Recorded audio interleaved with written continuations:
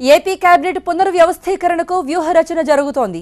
త్వరలో కేబినెట్లో నారా లోకేష్ వచ్చేందుకు లైన్ క్లియర్ అయింది. దీనిపై కొన్నేళ్లుగా వస్తున్న ఊహాగానాలకు స్వయంగా టీడీపీ అధినేత సీఎం చంద్రబాబు తెరదించారు. లోకేష్ను కేబినెట్లోకి తీసుకోబోతున్నట్టు తెలిపినట్టు సమాచారం. లోకేష్కు తెలంగాణ పార్టీ బాధ్యతలు అప్పగించాలని చంద్రబాబును రేవంత్ రెడ్డి, ఎల్ రమణ కోరినట్టు తెలుస్తోంది. కొంతమంది నేతలపై సీఎం అసంతృప్తిగా ఉన్నట్టు తెలుస్తోంది. అంతేకాదు కేబినెట్ పునర్వ్యవస్థీకరణ చేసే అవకాశం కూడా ఉన్నట్టు సమాచారం. పార్టీ నుండి కొంతమందికి ఉద్వాసన పలికి కొత్త వారిని కేబినెట్లోకి తీసుకునే అవకాశం ఉన్నట్టు వార్తలు వస్తున్నాయి.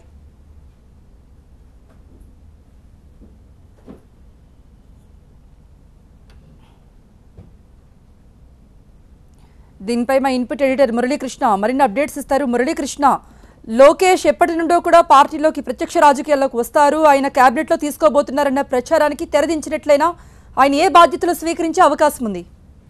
లోకేష్ అయితే దాదాపుగా ఖాయమైపోయినట్టే. ఎందుకంటే గడిచిన కొన్నేళ్లుగా నడుస్తున్నటువంటి చర్చ ఇది కొత్తగా ప్రారంభమైన చర్చ కాదు. చాలా రోజులుగా ముఖ్యమంత్రి ఇండికేటివ్ గా చెప్తున్నటువంటి మాట ఆయన ఖచ్చితంగా కేబినెట్ లో తీసుకుంటామనేటువంటి విషయాన్ని చెప్పగానే చెప్తున్నారు. నిన్న టీడీపీ నాయకులు కొంతమంది కలిసిన సందర్భంలో ముఖ్యంగా తెలంగాణ బాధ్యతలు లోకేష్ గా అప్పగిస్తే ఎలా ఉంటుంది అన్న విషయంలో వచ్చినటువంటి చర్చ, ఆయనకి త్వరలో మంత్రివర్గంలో రాబోతున్నాడు కదా, మళ్ళీ తెలంగాణ బాధ్యతలు ఎలా అప్పగించాలి అన్న విషయం మీద ప్రధానంగా చంద్రబాబు నాయుడు స్వయంగా పార్టీకి సంబంధించిన ముఖ్య నాయకులతో కామెంట్ చేశారు. అయితే లోకేష్ చేరిక ఒక్కటే కాదు ఇక్కడ సమస్య, దాంతో పాటుగా అనేక అంశాలు ముడిపడున్నాయి. ఎందుకంటే టీడీపీలో ఉన్నటువంటి చాలా మంది సీనియర్ నాయకులు మొన్న ఎన్నికల్లో ఓడిపోయి ఆ తర్వాత కౌన్సిల్ ద్వారా సభలోకి ప్రవేశించినటువంటి సందర్భం ఉంది. ఆ కౌన్సిల్ లో ఎంపికైనటువంటి చాలా మంది చిన్న నాయకులు గాలి బుద్ధికృష్ణారెడ్డి కావచ్చు, సోమిరెడ్డి చంద్రబాబు నాయుడు కావచ్చు, పయ్యావుల కేశవ్ వచ్చేటువంటి సీనియర్లందరూ కూడా తమకి మంత్రివర్గంలో స్థానం కల్పించాలని చెప్పి అడుగుతున్నటువంటి సందర్భంలో ఓవైపు వారి నుంచి ఒత్తిడి ఉంది. దాంతో పాటుగా వైఎస్ఆర్ పార్టీ నుంచి చాలా మంది నాయకులు టీడీపీలో చేరారు. ఇటీవల కాలంలో దాదాపు 20 మంది వరకు ముఖ్యమైనటువంటి నాయకులు, బుగ్గనాగిరెడ్డి లాంటి నాయకులు అయితే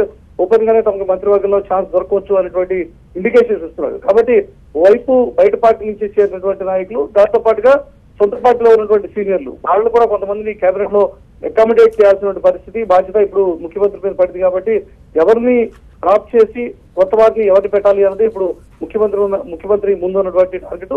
అందుకోసమే ఒక లొకేషన్ చేర్చుకోవడంతో పాటుగా లొకేషన్ చేర్చుకోవడానికి పరిమితం కాకుండా మొత్తానికి టోటల్ గా కేబినెట్ ని రీషఫుల్ చేయాలి అన్న ఆలోచనలో చంద్రబాబు నాయుడు ఉన్నాడు. ఆ ప్రయత్నంలో భాగంగానే ప్రస్తుతం ఈ కసరత్తు అంతా కూడా కొనసాగుతోంది. అందులో భాగంగానే ఒకరిద్దరు సీనియర్లకి, వాళ్ళిద్దరు ఆ కేబినెట్ లో ఆల్రెడీ ఉన్నటువంటి మంత్రులకి ఉద్వాసం కూడా చెప్పేటువంటి ఆస్కారం ఉంది.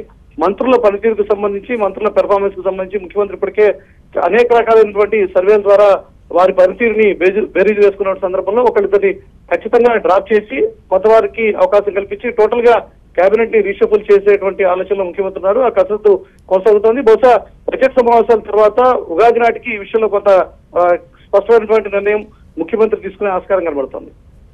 Thank you Muralikrishna. AP cabinet పునర్వ్యవస్థీకరణకు వ్యూహరచన జరుగుతోంది. త్వరలోనే కేబినెట్లోకి నారా లోకేష్ వస్తున్నట్టుగా సమాచారం అందుతోంది. దీనిపై కొన్నేళ్లుగా వస్తున్న ఊహాగానాలకు టీడీపీ అధినేత సీఎం చంద్రబాబు నాయుడు తెరదించారు. త్వరలోనే ఆయనకు కేబినెట్లో తీసుకోబోతున్నట్టుగా కూడా ఆయన చెప్పినట్టుగా తెలుస్తోంది. లోకేష్కు తెలంగాణ పార్టీ బాధ్యతలు అప్పగిస్తారా అనే దానిపై పూర్తిగా క్లారిటీ రావాల్సి ఉంది.